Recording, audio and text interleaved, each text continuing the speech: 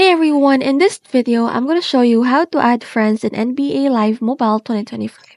So for that, I've opened up my NBA Live and mobile application and I want to add friends.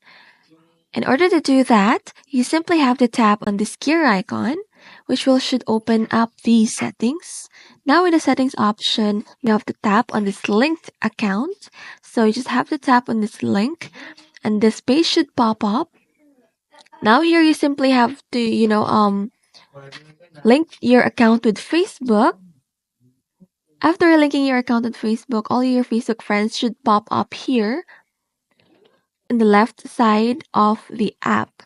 So this is where your friends should be.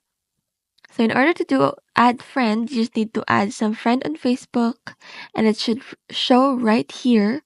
That's it for today. Thank you so much for watching and I hope this video helps. Don't forget to like and subscribe for more quick tech tips.